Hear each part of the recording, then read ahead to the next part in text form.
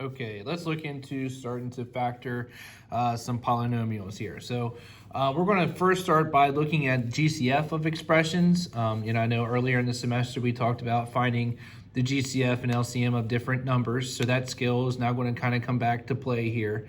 But this is a pretty big skill before we actually get into what I'm sure a lot of you all remember with factoring different trinomials and stuff, but definitely a big part of this. So the last section we just talked about, we looked at, different expressions that have this form, but then we expand them to remove the parentheses using distributive property, right? So in this particular case, we took this a to the b and got ab, and then we took a to the c and got a times c.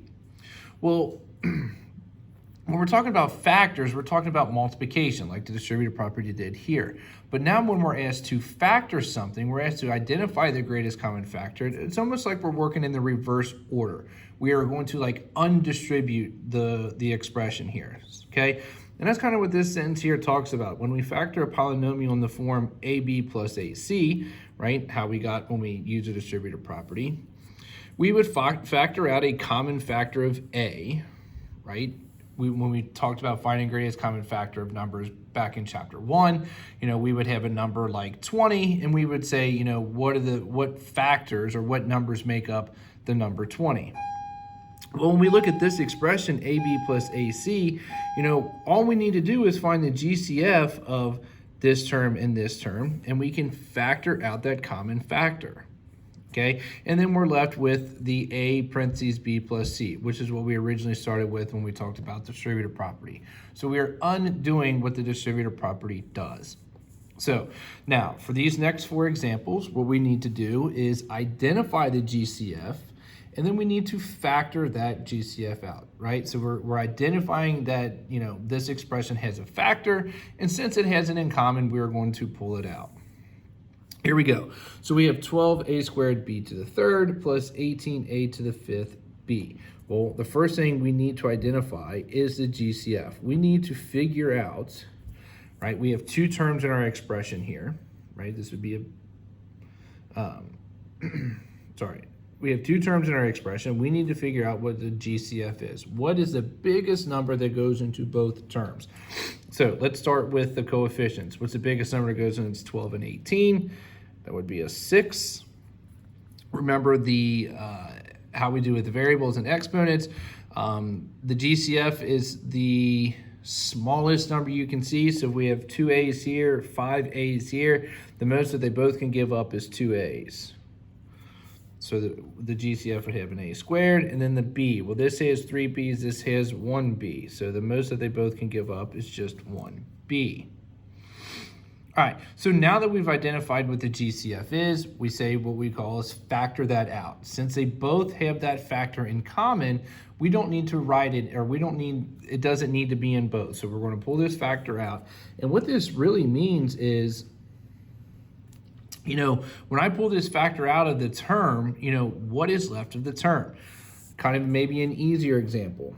If I look at the number 10, right? Well, we know the factors are 1, 2, 5, and 10. If I pull out the factor 2, right? 2 is a factor of 10. I want to know what remains. Well, the way I would do that is I would say 10 divided by 2 is 5. So this would be 2 times 5. You're doing the same thing here. We pulled out that GCF, so I want to know what remains after I have this GCF factored out. So I'm going to divide both of these terms through by the 6a squared b, and we're going to look at what remains, okay? So remember, just like the distributive property had before, we have this number that's going to hang out, this term that's going to hang out on the outside. What is going to be left over? All right, well, 12 divided by 6 is 2. If I pull a squared out of a squared, there's nothing left. If I pull a b out of b to the third, that means I've got 2 b's left, right? 3 minus 1 is 2, just like you talked about in chapter 3. So if I pull this 6a squared b out, I'm left with 2b squared. We're going to keep the sign, right? A positive divided by positive is going to stay a positive. Now let's look at the coefficients. 18 over 6 is 3. I have a 5. I have a 2. That means I'm going to have 3 of them left, and the b's are going to go away. And then we're left with this now expression. This is now factored form.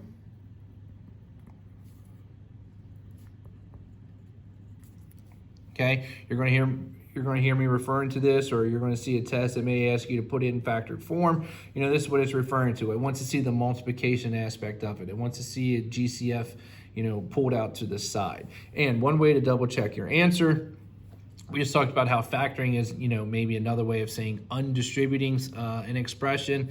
If I were to distribute this guy back into the parentheses here, you should end up with exactly where you started. Okay, it's kind of a cycle there. All right, let's go over a couple more examples here. Again, we need to find that GCF. 9 and 12 is going to have a GCF of 3. 3 x's, 2 x's, that means we're going to have 2 x's in common. 1 and 2 is only going to have 1 in common, right? So now that we found that GCF, we are going to divide every term that we see through by that GCF, right? We're pulling that common factor out and see what remains here, okay? So this is in essence what we would have distributed. Then what remains, okay? Well, 9 divided by 3 is 3. This has 3 x's, this has 2 x's, tells you 1 x is left. And the y's, they're gone.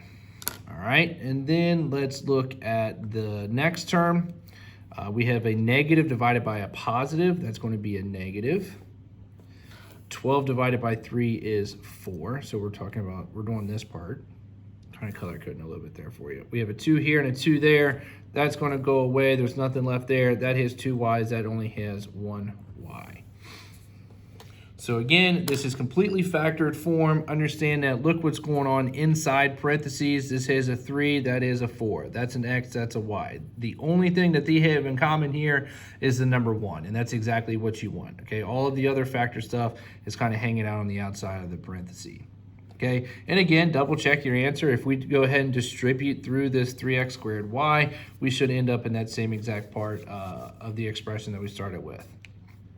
All right, maybe looking at, 3 terms here. Zoom out a little bit.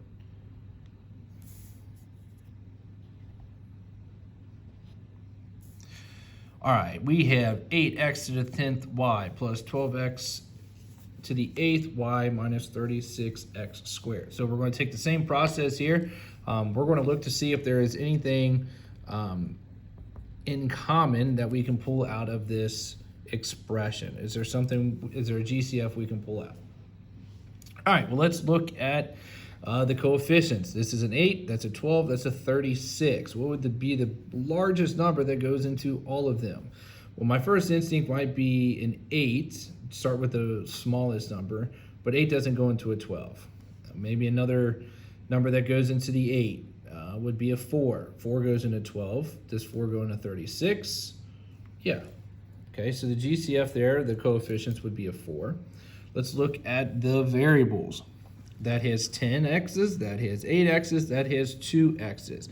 You can only give up the smallest amount that's there, right? Just because that has 10 of them to give up, this at most can only give up 2. So we're going to talk about x squared. And then we can look at the y value, or y variable.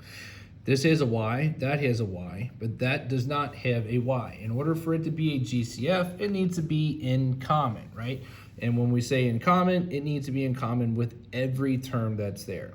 Okay, not the majority, it has to be through all of them. And since this guy doesn't have a y, I can't factor out that y. So what we're going to do is take all 3 terms here and divide it by the 4x squared.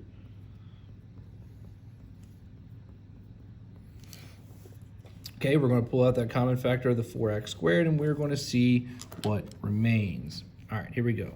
So if I have 8 divided by 4, that's going to give me a 2. That has 10 x's, that has 2 x's.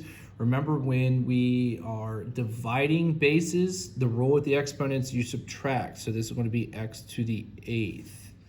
Don't divide there. I know this is the operation of division, but the 10 and the 2 are exponents, right? The exponent rule is subtraction.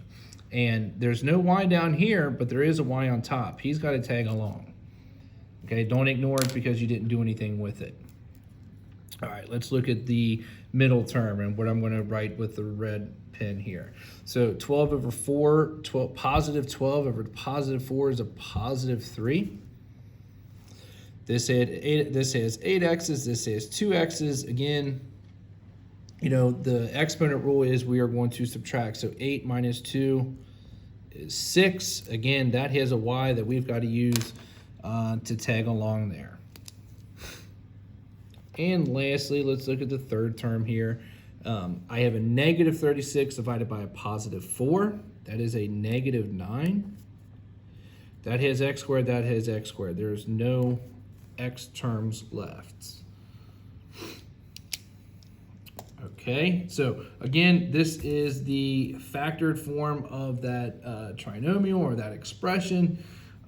So again, you know, double checking your answer, we can go ahead and distribute these guys, that 4x squared back in, and we will end up in the same spot. One more example here, okay? Very similar to the example that we just kind of saw, but one thing this kind of presumes is this little negative that's out front. When we start factoring trinomials and we actually get into what you guys remember as factoring, and we're going to use it to solve equations, one thing that's going to help you out, if the highest power is a positive, okay? So right now we can see that, you know, the powers go 3, 2, 1. Right now, the highest power is 3 is a negative value, okay? It's just one little step that we're going to take care of in the beginning that's really going to help you out a lot more in the end. So what we're going to do is we're going to factor out that negative. And this is why I'm going to show you this example, what it looks like, how we're going to handle this. So the GCF, okay, we're going to pull out the negative. But now let's look at the actual coefficients. We have 4, 10, and 12. 4 doesn't go into 10, but 2 does. They're all even, so let's go ahead and pull out the 2. That has 3 x's, that has 2 x's, that has 1 x. So the most that we can give up here is the x, right? So if it helps you to kind of draw this or write this out underneath each of the terms every single time, you know, I'm all for it. I think it does maybe help you, help organize you a little bit. So here we go. So we know that the GCF, or the factor that I'm going to factor out of this expression, is a negative 2x. And just like we were doing with all of the other things before, right? We're going to divide. Well, negative 4 over negative 2 is a positive 2. This has 3 x's, that has 1 x. That says you have 2 x's left. Next term, we have a negative 10. We have a negative 10 divided by negative 2. That's a positive 5.